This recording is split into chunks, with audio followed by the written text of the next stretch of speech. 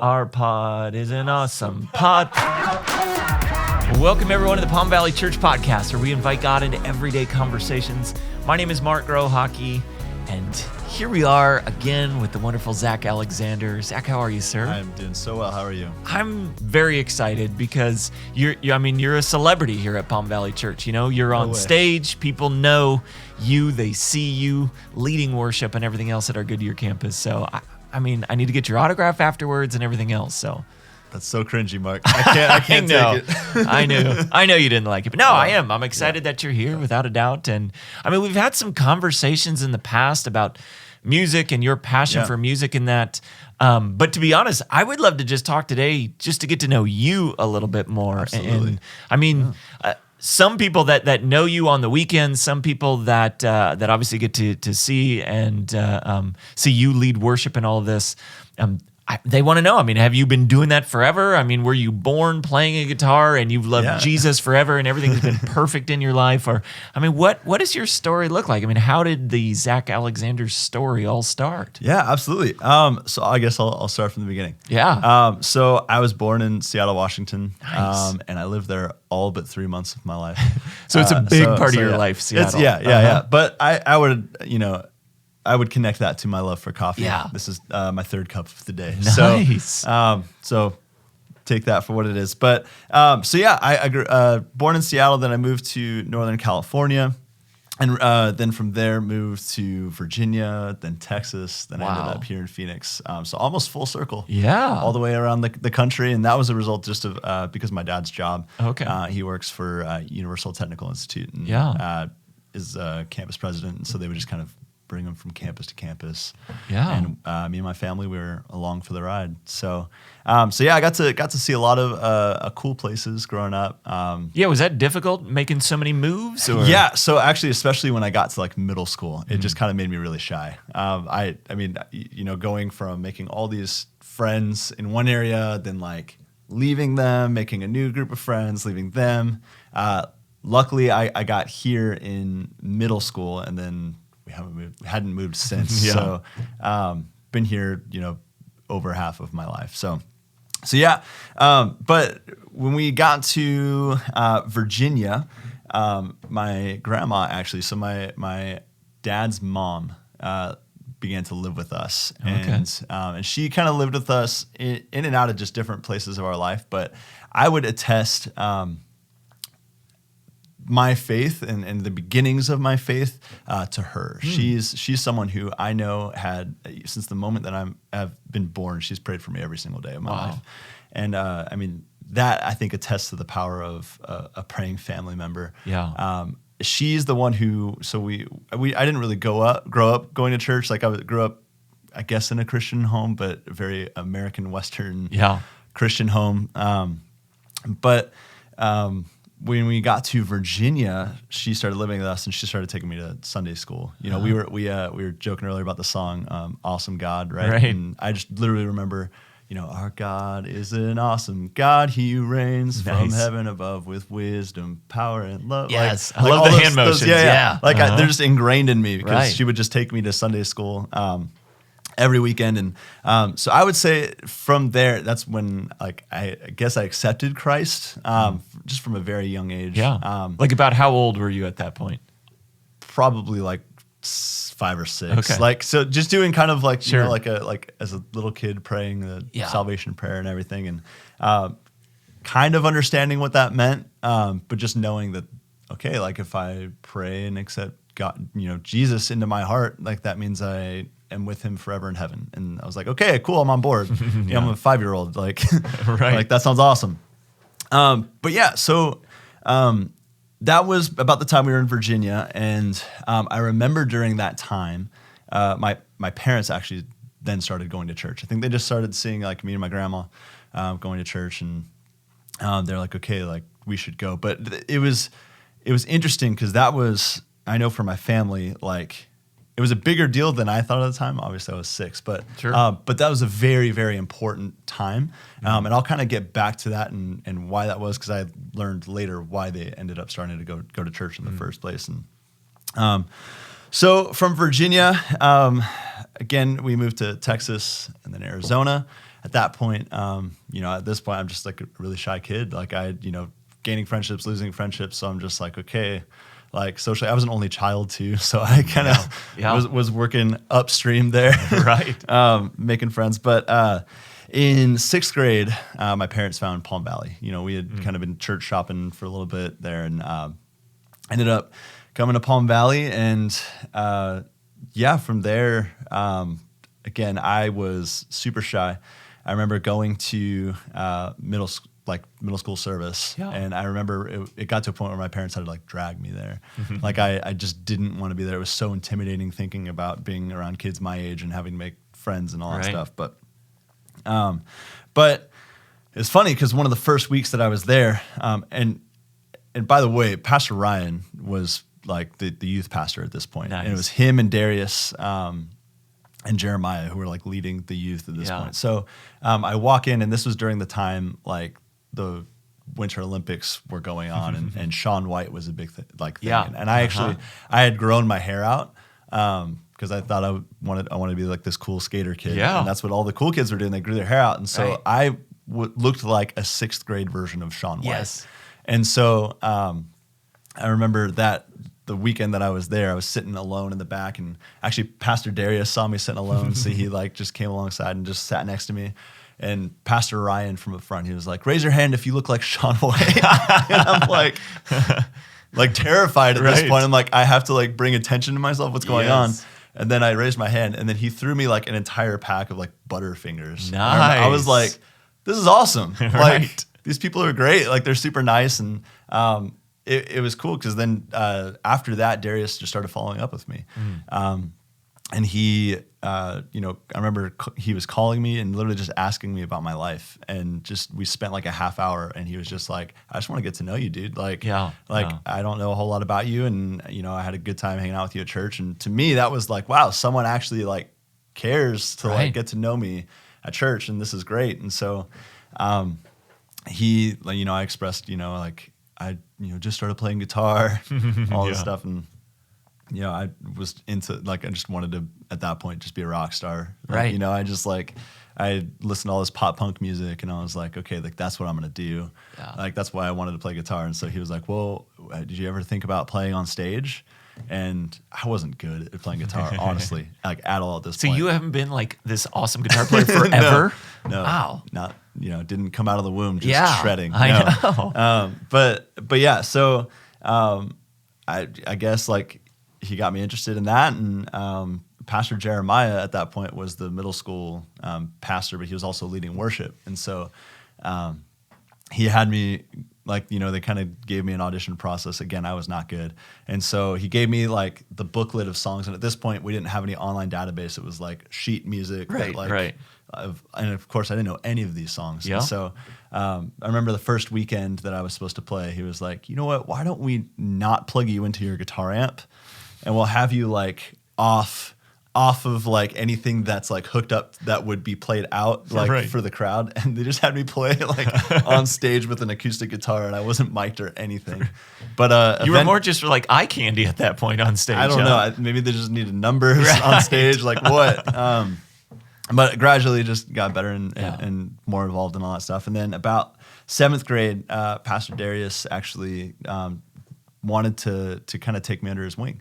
And so at that point, he just brought me and two other guys along. It was me, a guy, Caleb Pausch, and then another guy, Gabe O'Brien. We actually met every Tuesday from the time I was in seventh grade till I graduated high school. Wow. And I mean, you spend that much time with Pastor Darius, you can't help but fall in love with Jesus. Right. Exactly. That dude just radiates the Holy Spirit. And so really I would attest a lot of my spiritual growth to just that relationship that I had with Darius and that mentorship that he had with me.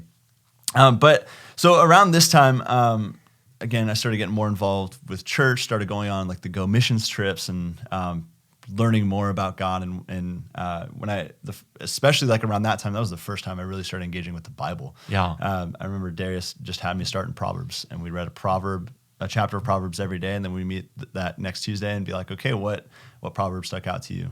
And we would just kind of do a stripped down version of soaps. Yeah. So that was happening. Started serving in the worship team, getting more deeper into that, and then started joining bands, all that stuff, and we'll get there in a little bit. But end of middle school, early high school kind of time. So I was talking about when my parents started going to church in Virginia. So my mom, I remember having this car ride with her, and she was just like, "Hey, there's something I want to kind of bring up to you. I've never told you this before about me and your dad." I remember just like sitting in this car, and I'm just like, "Okay, like what's up? Like I'm interested in learning more about you." And so she actually started telling me this just kind of story about. So when we were in Virginia, like I said, my grandma was taking me to church, and I was like, "Hey, like apparently when I was like little, I was like, 'Hey, mom and dad, you should come to church with us.'" And so they're like, "Okay, like we'll go." And during that time, we were at a church that took communion every weekend, and my dad would sit in service, and he, for whatever reason, he felt like God was speaking to him, that there was just something going on in their marriage. And he was just like, "I don't know what it is, but something is just off." And he said he would go every week, and especially when they would take communion, he would say a simple prayer, just, "God, like, I know something's up in my marriage. I pray that you would restore my marriage." And he said for like weeks he would just do that, and eventually came to find out. And my mom, I guess, she was moved to do this, and she came out and told my dad, "I was having an affair on you." Wow. And so it's just crazy because I didn't know any of this. Right. I had just seen what God had done in my parents' life, and at this point, my parents were super engaged in church. They had a great marriage, and so I was just like, "Whoa, like how?" Like everything seemed perfect. Like everything was fine, but in the background, like God was doing this incredible work in their lives. And, my mom shut the door and all the stuff that was happening, and she decided that she was going to engage in church, and her and my dad were going to figure this out together, and their marriage was restored. Now they're like, basically helping run a church in the East Coast. Like, it's just crazy to see the journey that God has taken them on. But they were amazing marriage mentors for me when they were here. Exactly. And so for me, that kind of really started, like I knew about Jesus, I knew about mercy, but I didn't understand truly the concept of mercy until I understood the forgiveness that my dad showed my mom. And when I was in college, there was this, it was kind of like a second wave of really understanding God's mercy, because when I was in college, I studied biblical studies. And we're studying, prophets and studying just kind of Old Testament. And then there's this idea of spiritual adultery where, you look in books like Hosea and even all throughout Isaiah. We were just reading Isaiah in the Route 66. And over and over again, God is saying, my bride has been cheating on me. But the whole time he's saying, but I will take you back in, and I will restore you, and I will restore this relationship that we had with each other. And so I started understanding the idea of mercy from the standpoint of, like, we every single day we sin against God, and that is, we sin against Christ. We sin against our bridegroom, essentially, right? As the church is the bride, and that in terms of spirituality, like, that is spiritual adultery. And but every single day Christ extends his grace and his mercy to us and says, "No, I still want you, and I still want to restore what we have." And he's fighting for that spiritual marriage that we have with him. And so for me to understand that at such a young age, I think really set the trajectory of my faith and my understanding of how God views me, despite how much I've continue to mess up. Each and every single day, it's that restoration that God is fighting for. And so, I think it's important that I learned that lesson so early, because I was telling you, I got into a band, had all of these friends that I gained in youth group, and I've always had a strong sense of faith as a result of what I had went through. But as I had grown up and gained all these relationships, by the time I got to later in high school and college, a lot of those friends started falling away from their faith. I mean, you were one of my high school mentors as well. Like you were part of the high school ministry, and you can put. See, unfortunately, I know too many of them that have walked away. Those. And for whatever reason, I really, if you think about it, like I'm the one who stayed. Out of my entire like the bands that I was a part of, of the just really some of my closest friendships that I've ever had. And I would say the reason that I stayed is because God put such an impression of what faith means in my life at such an early age. And that's why I love our student ministries. I love our PVC kids and just they're so passionate about presenting the gospel and really truly walking alongside these kids at such an early age in the real and the raw. And my hope and my prayer is that these kids get that same impression early on that I did. Because like I said, I've seen too many of my friends who later down the road got, a taste of what the world had to offer, and they just left. And makes me sad, but I thank God that He worked in my life in that way. So get to end of high school time, and about that time it was really weird. I was involved in like marketing stuff with like club, I guess. Like sounds like a lot of fun, right? Like marketing club. And so at that point I was looking at going to like Point Loma Nazarene University. It was like early in my senior year, and I was like, okay, I'm going to go there. It's this beautiful, gorgeous campus that's on like the cliffs of Point Loma in San Diego. Literally you wake up and you can walk down and go surfing in the morning. Like to me, that was like amazing. So I remember going there and touring the campus, and then just kind of having this impression of like, no, like this isn't what you're supposed to be doing. Like God was calling you to something different. God was calling me to something different, and I didn't necessarily understand what that was. So then I had all these other options kind of in my mind, and so I ended up taking a tour of GCU, and there was just a strong sense of like, this is where I was supposed to be. I got offered to play on the lacrosse team there. All throughout high school, I played lacrosse, and I was actually technically on the team, and I don't know, my dad had a connection with the coach or something like that, and apparently I was like committed, but I never had a conversation with the coach, so it was kind of a weird thing. But at that point, it was like, okay, I can go play lacrosse, but I was also getting way more involved here.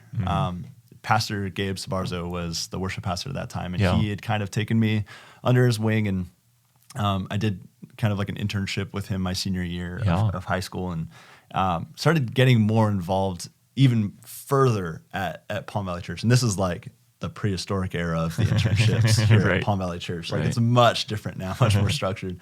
So I had this kind of like splitting point of like, okay, go play lacrosse at GCU and get whatever degree, or go into ministry. And I remember that like for me, I loved playing lacrosse. I loved, all of that. Like it was just fun, but it wasn't like what I was supposed to do. And so I remember one night I had a real conversation with God where I was just like, God, like, what is it that you want me to do?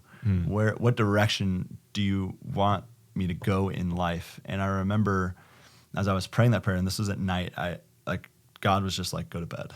And I was like, that's not what I asked for.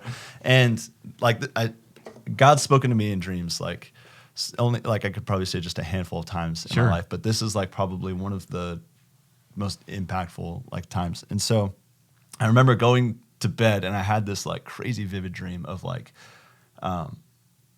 so I had this picture of like,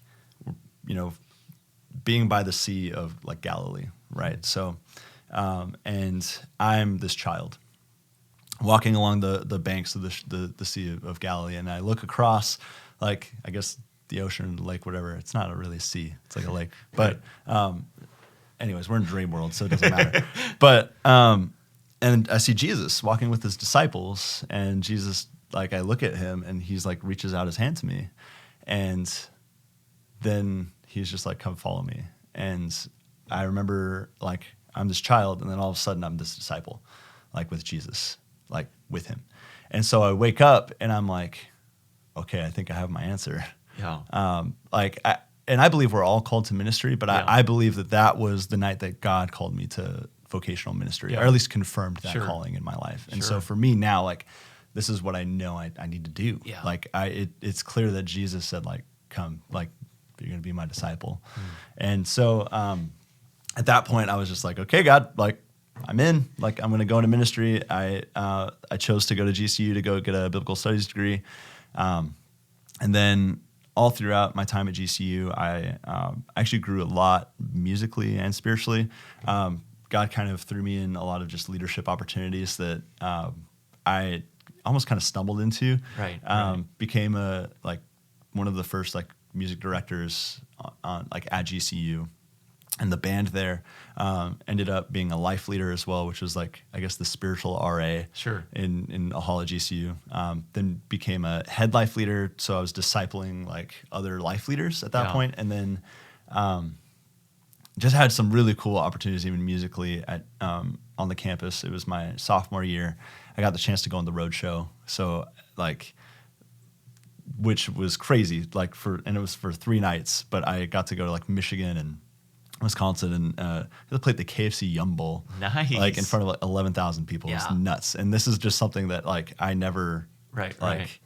ever thought would happen. And I'm playing with some of my like I remember growing up like in Texas, like going to Third Day concerts, and Right, then right. I'm like standing next to Mac Powell, like Yeah. backstage, and so it's I just told you you're a superstar, Zach. well, no, and Yeah.